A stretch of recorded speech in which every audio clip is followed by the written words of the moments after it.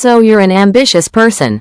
You've got big dreams. You want to succeed. And ultimately, you want to have the life you've always imagined in your mind. But there's a problem. You're lazy. You know exactly what you need to do, but you don't do it. And that creates guilt. Deep down, you know you're capable of much more. This guilt keeps building up, day after day, week after week, month after month, until it turns into acceptance. Then the new year arrives, with the same goals as last year. You start off strong, with motivation and a bit of delusional confidence. But before you even realize it, procrastination quietly slips back into your life, just like that relative who always shows up unannounced. This ongoing procrastination becomes a daily cycle of laziness. And before you know it, you start calling yourself a lazy person. So, how do we break this cycle? How do we get rid of procrastination?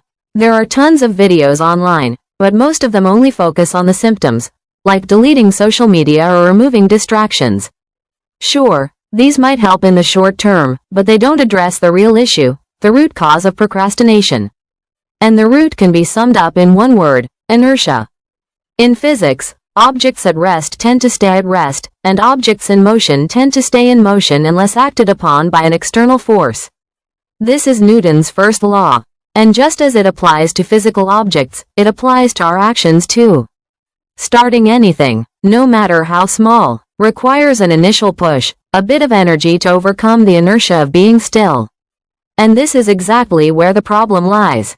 We mentally exaggerate that initial push. We make it seem so big and so difficult that instead of doing the task, we avoid it completely, and distract ourselves with low-value activities that give us a quick hit of dopamine.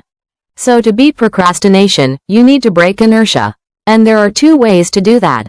Starting is the hardest part of any task.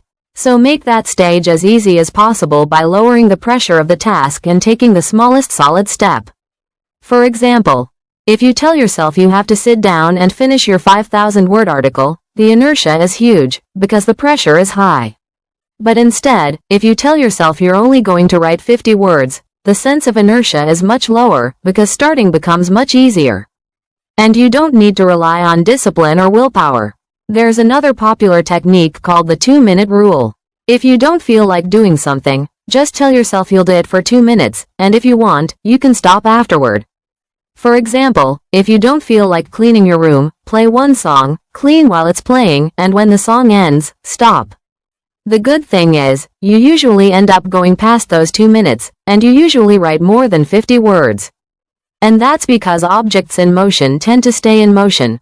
Once you start, you gain momentum, and that momentum carries you forward longer.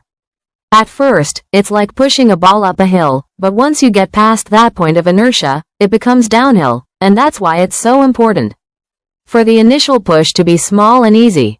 In other words, reduce the pressure and just start with 2 minutes. You can use these two methods in any area of your life to overcome procrastination, whether it's going to the gym, working on your personal projects, maintaining relationships, or anything else you can think of. As Martin Luther King said, you don't have to see the whole staircase, just take the first step.